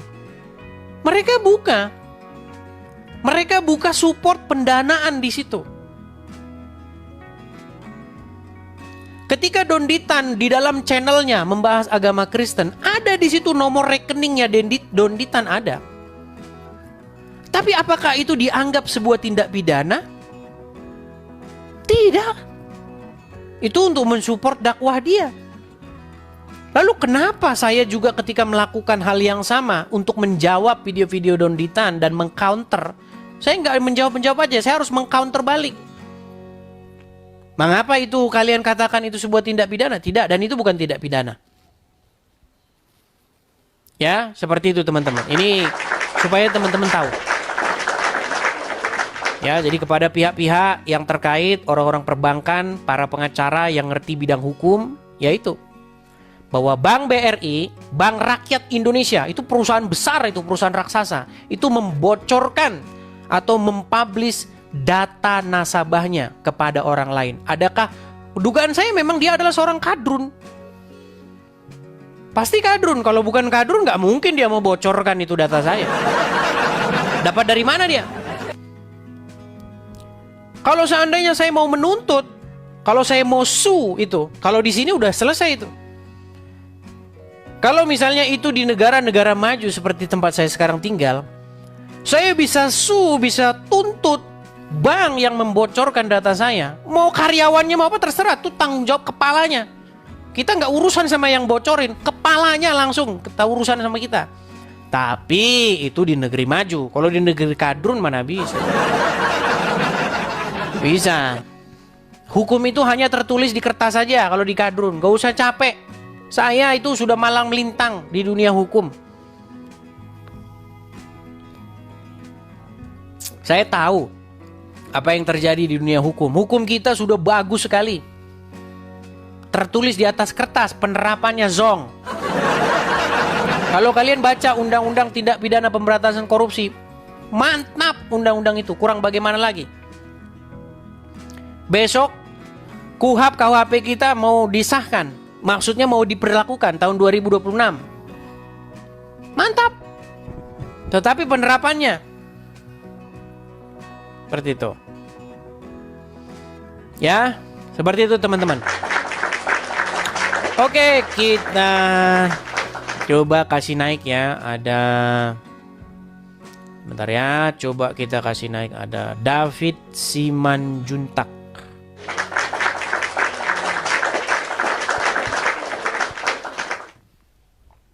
Silakan David Simanjuntak.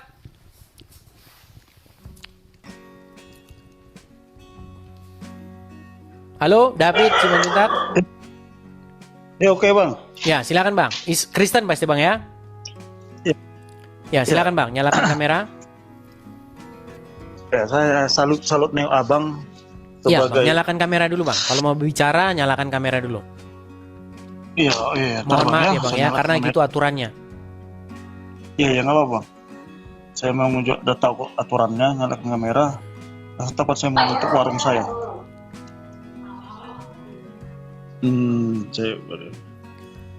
Ya oke bang. Saya Belum kamera terlihat, saya bang. ini. Saya bantu dari sini ya. Ah gitu, sudah. Iya boleh. Silakan. Ya, oke. Saya mau tanya.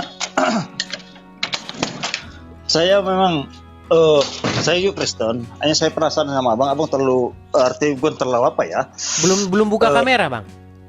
Belum buka kamera tuh bang. Belum bang, belum. Belum. Baik, saya turunkan dulu. Baik, mohon maaf ya, saya turunkan ya. Jadi intinya yang mau saya sampaikan seperti itu. Ya, saya pasang background saya supaya kalau saya bicara, background saya itu akan bercerita tanpa dia membuka mulutnya. Jadi saya itu punya background bagus yang tanpa perlu saya membuka mulut saya, maka kalian itu akan mendapatkan sesuatu informasi. Jadi teman-teman, Kepada pasti ini orang perbankan, pihak-pihak pemerintah itu mendengar kok. Mereka tahu itu, mereka tahu. Saya cuma mau bilang begini, yang saya inginkan itu apa sih? Yang saya tuntut itu apa sih? Keadilan. Itu yang saya tuntut. Kalau orang-orang Islam boleh membahas agama Kristen, bahkan sampai difasilitasi oleh negara, dikawal oleh kepolisian negara Republik Indonesia, dikawal loh. Untuk ngomong-ngomongin agama lain itu dikawal pemerintah. Jangan kamu bilang saya nggak bisa membuktikannya, saya akan buktikan. Bahkan saya siap membuktikan itu di hadapan Pak Presiden. Saya buktikan bahwa itu dikawal dan dibiayai oleh negara.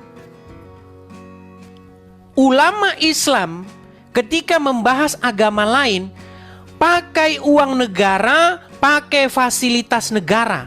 Siapa namanya? Namanya Zakir Naik.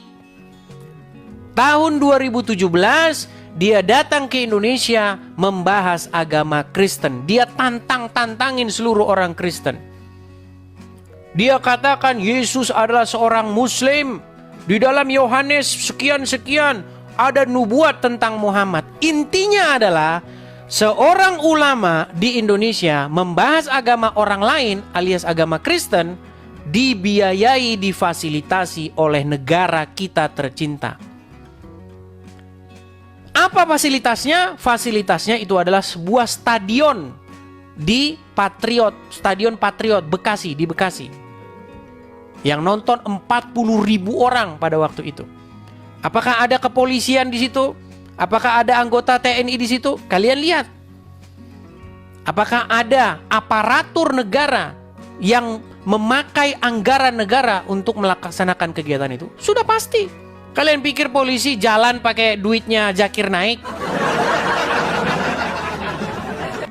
Dan pada waktu itu Ketua Dewan Masjid Indonesia namanya Dr. Muhammad Yusuf Kalla dan juga seorang wakil presiden menyambutnya di Istana Wakil Presiden. Di Istana Wakil Presiden.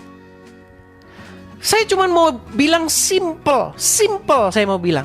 Kenapa orang Islam boleh bahas agama Kristen, sementara saya kalau bahas agama Islam tidak boleh? Kenapa saya harus dipersekusi? Kenapa saya harus diancam akan dibunuh? Kenapa saya harus mengalami hal yang demikian? Kenapa saya harus melarikan diri terlunta-lunta di negeri orang?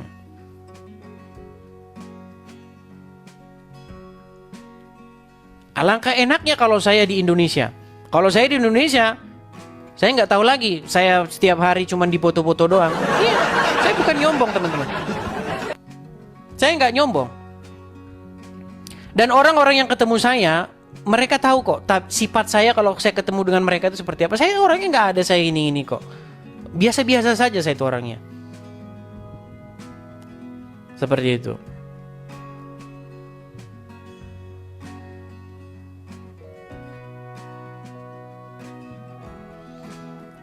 Jadi teman-teman, saya cuma menyuarakan keadilan. Supaya apa? Supaya kalau Islam boleh bahas Kristen, maka Kristen pun boleh bahas Islam. Kalau boleh berdebat agama, ya semuanya dilindungi hukum. Memang yang tidak boleh itu menghujat atau memfitnah agama orang. Nah makanya saya bilang, kalau kalian dapati saya memfitnah ataupun melakukan hujatan terhadap agama Islam, dengan resmi datanglah kalian ke Mabes Polri, bikin laporannya. Kan sudah saya bilang seperti itu, terus apalagi yang kurang lengkap? Kan tinggal bikin LP-nya ke Mabes Polri, ke Bareskrim, datang ke sana. Ini videonya dia memfitnah agama Islam. Saya akan buktikan apakah saya memfitnah atau tidak.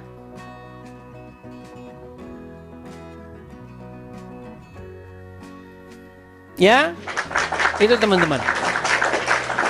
Silakan, kalau ada seorang muslim yang mau mengatakan bahwa saya memfitnah, datang kemari, tunjukkan fitnah saya terhadap agama Islam.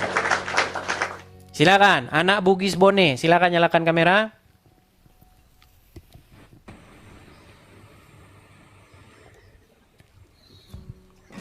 Anak Bugis Bone. Halo? Halo? Ya, silakan Bang, nyalakan kamera. Mari kita berdiskusi dengan baik, silakan. Yang saya mau tanyakan Bang Edi. Iya Bang, Bang boleh nanya, boleh. Tapi kamera nyala dulu. Kenapa? Saya bantu dari sini bisa kalau tidak ada bisa orang nyalakan yang kamera. benci? Itu sudah saya bantu nyalakan kamera, silakan. Kenapa yang kalau ada yang bentah-bentah Bang Edis kasih turun semua? Tidak ada. Kalau misalnya dia tertib, normal, saya turunkan, tidak ada. Kalau dia sudah mulai ngaco kemana-mana, nggak jelas, saya turunkan. Seperti kamu, kalau misalnya kamu tidak nyalakan kamera pun saya turunkan. Selama kamu patuh aturan, saya akan terima mau sampai jam berapa juga, silakan.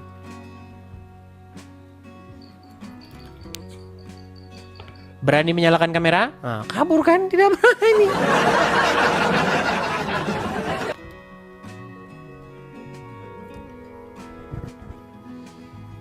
Ya, seperti itu teman-teman ya, seperti itu.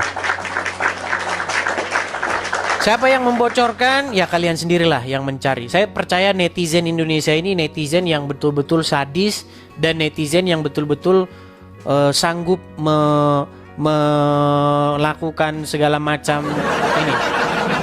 Ya. Itu netizen Indonesia. Makanya netizen Indonesia ini termasuk netizen yang tersadis di dunia. Ya, seperti itu teman-teman. Oke. Oke, coba kita kasih naik ada sebentar ya.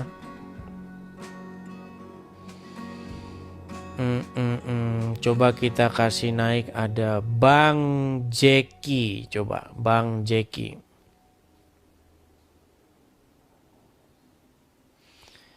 Ya Bang Jeki. Oh salah. Sorry. Oke, Hanif Hidayatullah.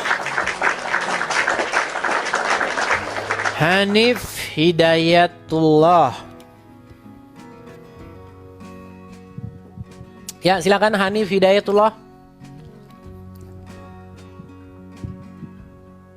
Halo. Muslim Bang ya? Hanif. Macet. Ya, kalian sudah melihat ya, kalian sudah menyaksikan sendiri. Oke, coba kita kasih naik ada OC atau tukang kiris nih. Kayaknya namanya ini cocok ini. Tukang kiris. Mana tadi tukang kiris?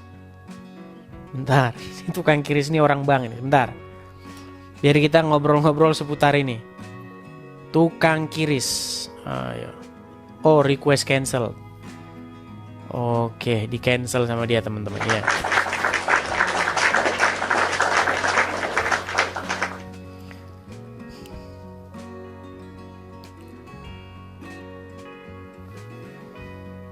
Bahaya kalau begitu Bang, BRI bisa dituntut. Ya, itu kan cuman anunya Bang, cuman teorinya Bang. Dituntut juga namanya bank pemerintah.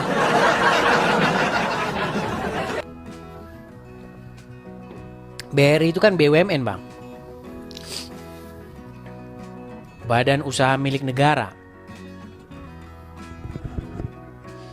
Dan kalian sudah tahu kan bahwa negara ini ya memang seperti itu. Kadang-kadang memang negara itu kalah atau tidak tegas dengan kelompok-kelompok. Tapi waktu zamannya Pak Jokowi yang tegas ya, FPI itu dibubarkan karena memang sering membuat kerusuhan begitu. Makanya dibubarkan. Seperti itu.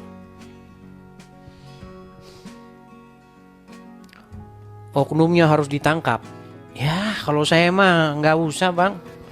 Itu kita cukup tahu aja apa yang diajarkan dalam Kristen Bang. Jangan membalas kejahatan dengan kejahatan. Semoga dia mengertilah kesalahannya, dan itu menjadi pelajaran bagi para pekerja-pekerja di bank supaya mereka itu amanah. Jangan amanah seperti Muhammad punya nama Al-Amin tapi ngajarin boleh berdusta dalam 3 hal. Iya. Bukankah Muhammad bergelar Al-Amin yang jujur, terpercaya? Tapi di dalam hadis Muhammad yang katanya jujur terpercaya ngajarin bohong dalam 3 hal.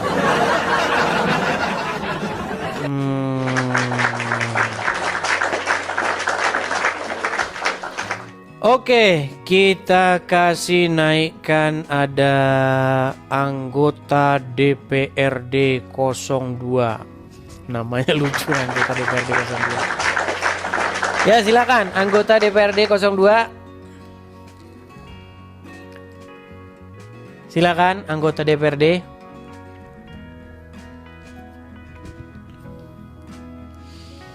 Anggota DPRD. Halo. Oke, baik, saya turunkan ya. Hari ini agak sedikit berbeda ya teman-teman ya, karena memang inilah yang sedang terjadi teman-teman. Dan ini saya pastikan akan menjadi isu panas. Dan ini akan menjadi goreng-gorengannya APII. Apakah APII sanggup berdebat dengan kiamat? Nggak sanggup, makanya rumah kiamat didatengin. Berdebat nggak sanggup. Mereka itu mempermalukan dirinya. Apakah APII sanggup menang? Bisa dia berdebat dengan saya? Nggak sanggup. Babak belur. Makanya yang mereka lakukan apa? Persekusi. Ya silakan saja APII ke sini. Kan situ loh, Bunda Mila kan tahu itu. Mila itu kan tahu. Tanya aja sama dia. Gimana? Atau saya yang ke rumahnya Mila. Gitu. Tahu kok saya rumah dia, rumah Mila. Kita itu kan berdebat. Ketika kalian bikin kajian-kajian Islam, kan intinya kalian membahas Kristen. Kenapa ketika saya membahas Islam kalian kok lari kemana-mana? Alamat. Datangi rumahnya. Untuk apa orang saya jadi Amerika kok gimana? Ayo silakan. Kita kasih naik ada another Z. Oke, Z. Silakan Z.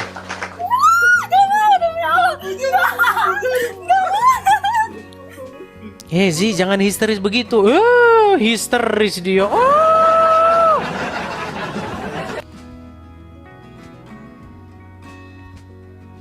Naik Edis TV. Histeris. Teman-teman biar tahu ya, waktu saya di Indonesia, saya itu beberapa kali didapati oleh orang-orang Kristen. Untung Kristen. Wah, Edis TV.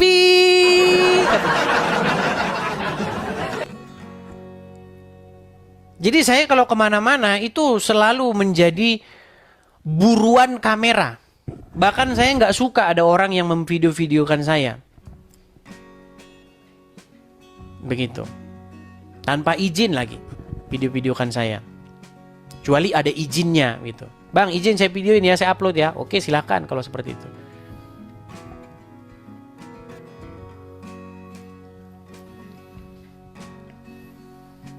Seperti itu teman-teman ya. Silakan teman-teman. Oke. Kita kasih naik ada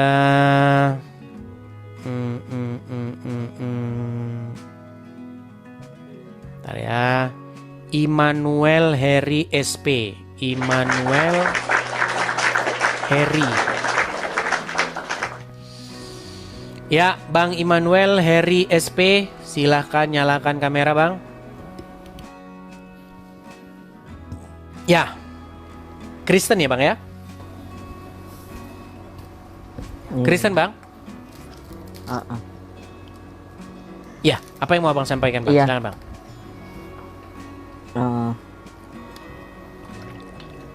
Ini apa? Kan saya pernah baca ya. Di situ dikatakan bahwa ada ketika apa ya, Muhammad terima wahyu itu dalam kondisi trans, betul nggak? Dalam kondisi apa? Trans. Maksudnya Trans. gimana? Kayak ya bisa dikatakan kerasukan gitu kalau tafsirannya. Ya, karena begini, banyak orang-orang Islam sendiri itu yang mempermasalahkan tafsiran itu. Itu gimana? Karena di dalam terjemahan itu ada yang mengatakan didekap atau dicekik begitu sehingga dia itu sampai kesulitan bernafas ketika di Gua Hira, begitu kan?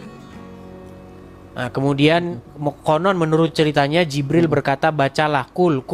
Nah, itulah menurut orang Islam asal muasal terjadinya surat Al-Alaq. Ya, surat yang pertama.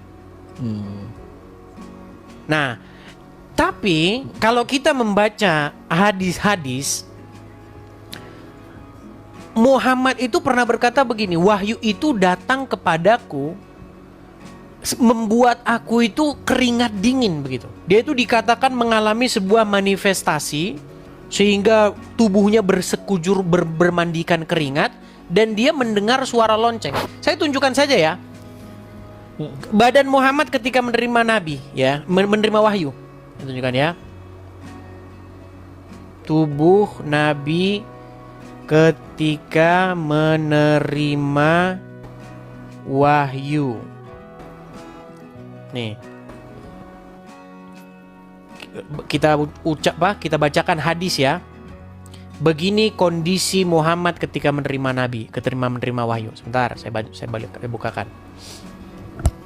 Nih ya. Ini ingat ya. Websitenya ini dari Muslim ya, dari Khazanah ya. Begini kondisi tubuh Muhammad kala menerima wahyu. Menurut riwayat-riwayat hadis apa dikatakan? Nih. Dalam kitab Sahih Al-Bukhari ya, sahabat Harits bin Hisyam pernah menanyakan kepada Rasulullah tentang bagaimana wahyu itu turun. Lalu Rasulullah pun menjawab, terkadang wahyu itu datang kepadaku seperti suara gemerincing lonceng. Ini ingat ya. Ini seperti suara gemerincing lonceng. Ini poin yang harus Anda ingat. Jibril langsung datang dengan menyerupai seorang laki-laki dan menyampaikan wahyu kepada Muhammad. Bagaimana kondisi Muhammad? Dikatakan oleh Aisyah menjelaskan bahwa dirinya pernah menyaksikan bagaimana Rasulullah saat menerima wahyu dalam suatu waktu yang sangat dingin. Rasulullah pun sampai mengucurkan keringat ketika menerima wahyu. Telah menceritakan kepada kami Yusuf bin Urwah dan seterusnya dari Rasulullah. Wahai Rasulullah, bagaimana cahaya wahyu turun kepada engkau? Rasulullah menjawab, terkadang datang kepadaku seperti suara gemerincing lonceng dan cara ini yang paling berat buatku. Lalu terhenti hingga aku dapat mengerti apa yang disampaikan. Dan terkadang datang seperti malaikat dan seterusnya. Tapi, perhatikan. Ya.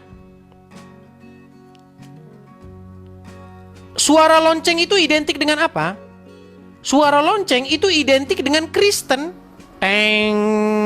Kalau kita ada gereja Katolik di samping, tweng. Tweng. Ternyata menurut orang yang sama Muhammad itu adalah suara setan. Perhatikan. Abu Hurairah dan seterusnya bahwa Nabi bersabda lonceng adalah seluring setan. Jadi Muhammad mendengar wahyu dengan suara lonceng dan Muhammad yang sama mengatakan lonceng itu adalah seruling setan. Nabi SAW mengabarkan bahwa lonceng yang digantung di leher hewan adalah salah satu media yang digunakan oleh setan untuk menyibukkan manusia dan seterusnya. dan seterusnya. Adapun lonceng, pengingat maka telah difatwakan dan seterusnya. Jadi lonceng itu memang dari setan. Jadi suara dari setan itu, lonceng itu adalah setan. Dan itu juga kalau kita baca dari iman kita, Bang ya. Di dalam iman kita bahwa malaikat-malaikat jahat atau roh-roh jahat itu memang dilemparkan ke gua-gua yang gelap. Dan ingat, Muhammad menerima wahyu di gua, dan di gua sudah pasti gelap. Bang Idris. Ya. Penulisnya siapa itu Bang Idris? Nah, itu lagi kalau kita membahas itu nanti memang akan kita dapati bahwa semuanya ini ya kalau menurut saya hanyalah sebuah cerita fiksi belaka. Itu penulisnya adalah sirah di dalam buku Sirah Nabawiyah. Betul. Yang dikarang oleh konon katanya, ini hanya konon katanya, karena sumbernya itu memang nggak jelas. Saya pernah main-main ke toko buku Gramedia. Terus di situ ada saya pendapat menemukan yang berkata, saya pernah ke toko buku Gramedia. Di situ dikatakan bahwa buku-buku itu ditulis Sirah Nabawiyah itu disadur oleh Hasan Haikal. Tetapi sumbernya konon kata mereka itu dinukil dari sirah karangan Ibnu Hisham. Tetapi manuskrip ataupun naskah tertua yang ditulis oleh Ibnu Hisham itu tidak pernah ada dan tidak pernah ditemukan. Makanya Pak Cakra itu seorang ulama asal Aceh yang sudah meninggalkan agama Islam memang menyimpulkan bahwa cerita tentang Muhammad itu hanyalah fiksi belaka. Begitu. Dadanya dibelah, diambil hatinya, dicuci pakai air jam-jam, saya cucikan. Untuk menghilangkan penyakit-penyakit hati. Mana ada penyakit hati kok dicuci pakai air pam, itu gimana? Masa kalau ada orang ke dokter, Pak dokter saya sakit hati, tolong dulu dicuci hati saya. Ada sebuah buku yang bagus. Buku itu ditulis oleh Robert Spencer. Judul bukunya adalah Did Muhammad Exist? Nih, saya kasih judul bukunya. Ini buku yang bagus. Ya. Did Muhammad Exist? Ya. Yang ditulis oleh seorang pakar Islam namanya Robert Spencer. Ya, ini bukunya kelihatan. Nih. Tapi kalau apakah Muhammad itu fiksi, kenapa kok mereka percaya sekali ya? Bang, jangan salah Bang. Banyak orang Islam nggak percaya Muhammad itu tokoh yang seperti itu. Namanya siapa? Contoh ulama yang percaya, yang banyak mengatakan Muhammad fiksi itu adalah Buya Sakur. Buya Sakur itu dia mengungkapkan banyaknya kejanggalan cerita tentang Muhammad. Nah, di dalam buku ini, kesimpulan dari buku ini apa? Kesimpulan dari buku ini adalah sesungguhnya tokoh Muhammad yang dikenal oleh umat muslim itu lebih merupakan tokoh legenda ketimbang tokoh yang sejarah. Tapi buku ini tidak mengatakan Muhammad itu tokoh fiktif, enggak. Buku ini tetap mengatakan Muhammad itu adalah tokoh yang benar-benar ada. Tetapi Muhammad yang dikenal oleh orang Islam itu bukan Muhammad yang aslinya, bukan tokoh Muhammad yang sejarah, tetapi tokoh Muhammad yang legenda, yang sudah ditambah-tambahi cerita-cerita fantasi, dongeng orang-orang tidur. Iya, sudah ditambahi dengan cerita-cerita fantasi. Bang, nggak usah masa lalu. Setiap tokoh besar, saya ini adalah orang yang sangat senang dengan sejarah. Hampir semua tokoh-tokoh besar itu selalu dilebih-lebihkan oleh para penggemarnya. Bung Karno saja, yang kita tahu bahwa itu adalah tokoh sejarah, bapak proklamator, itu dilebih-lebihkan oleh kelompok-kelompok tertentu dengan hal-hal mistik dan fantastis. Dikatakan Bung Karno punya emas. Ditulisin, ini gambar emas Bung Karno. Itu cerita-cerita mitos yang dikembangkan belakangan. Jangankan Tuhan Yesus dikembangkan ceritanya menjadi cerita-cerita legenda di dalam Injil-Injil palsu, Injil-Injil apokrif. Apa itu? Banyak Injil-Injil yang melebih-lebihkan cerita tentang Yesus. Contoh, Yesus mengambil burung-burungan dari tanah liat, kemudian ditiup terus terbang, masuklah ke dalam Quran. Itu kan cerita-cerita fiksi tentang Yesus. Cerita tentang Yesus masuk ke dalam goa. Di goa itu ada naga begitu. Kemudian dihajar naganya oleh Tuhan Yesus pada masa kanak-kanak. Itu ada di dalam Injil The Infancy of Jesus. Injil masa kanak-kanak Jesus. Banyak cerita-cerita dongeng, cerita-cerita fiksi tentang Yesus di abad-abad dulu. Dan bapak-bapak gereja itu sudah mensortir. Makanya kita punya sortir yang mana-mana yang merupakan Yesus yang sejarah dengan Yesus yang fiksi. Makanya ada 3 kriteria ketika itu yang digunakan oleh bapak-bapak gereja mula-mula. Pertama, Injil itu harus bersifat Katolik atau am. Am itu maksudnya umum. Jadi gereja-gereja pakai itu semua. Katolik yang saya maksud di sini bukan Katolik Roma ya, tetapi Katolik itu artinya umum, am dia. Ya, semua gereja itu terima itu. Kemudian dia harus ortodoks dan harus apostolik, berasal dari para rasul. Dan pengajarannya ortodoks dan dia harus am, seperti itu. Itu ada saringannya, nggak asal-asal kita terima. Seperti itu. Oke gitu ya Bang Immanuel ya. Nampaknya dia juga delay teman-teman. Oke, saya turunkan saja ya, delay. Dia tidak mendengar suara kita teman-teman. Ya itulah teman-teman ya. Perdiskusian kita malam hari ini agak sedikit berbeda. Ya, karena nanti kalian akan lihat sendiri apa yang akan heboh ya teman-teman ya. Bagaimana ya seperti biasa channel Bibir Plus. Tahu kan channel Bibir Plus? Nah, channel Bibir Plus itu adalah channelnya ya si Julius. Sekarang channel Bibir Plus itu sudah nambah. Channelnya Rudy Iskariot. Nah, itu juga sudah jadi channel Bibir Plus. Jadi sekarang teman-teman banyak orang itu hanya mengejar konten, mengejar iklan, ya kemudian mereka dapat AdSense dari situ, yaitulah channel-channel Bibir Plus yang kerjanya hanya menggosip dan lain sebagainya.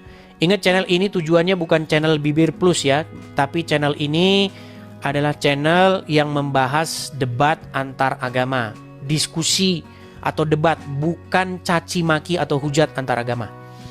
Ya, seperti itu.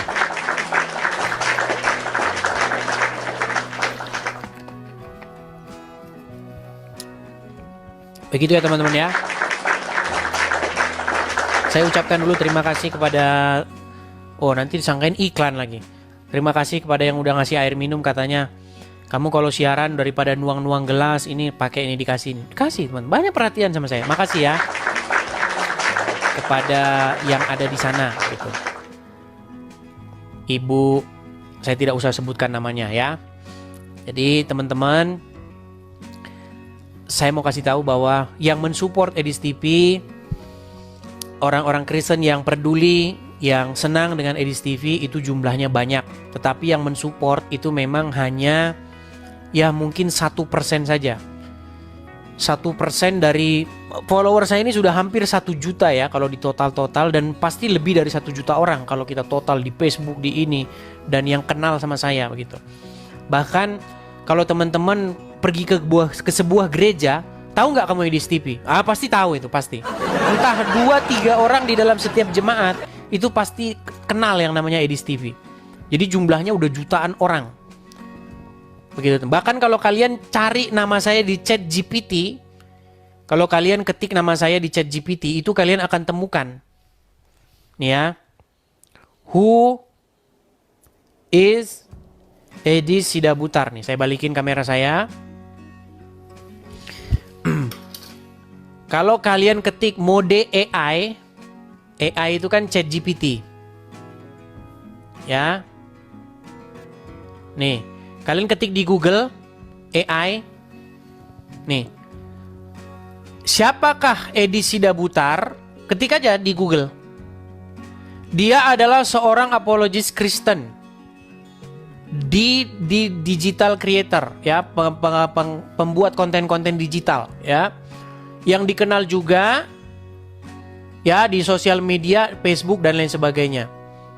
Ya, dia diidentifikasi sebagai seorang Christian apologist dan konten kreator, video kreator. Ya. Edi Sidabutar, ya, membuat video-video yang berhubungan dengan agama. Ya. Dengan agama, diskusi agama. Tuh. Ya, kalian akan lihat banyak konten-konten saya tuh. Dan dikenal dengan nama Edis TV. Ada di AI, ChatGPT. Kalian ketik saja di ChatGPT Edis TV, ada di situ info tentang saya.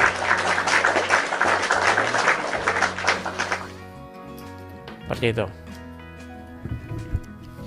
Oke ya teman-teman ya, saya rasa mungkin itu saja dulu hiburan malam hari ini. Kalian tinggal nanti mengembangkan, tinggal nanti kalian nih. Yang jelas teman-teman, bank itu, ya, account saya itu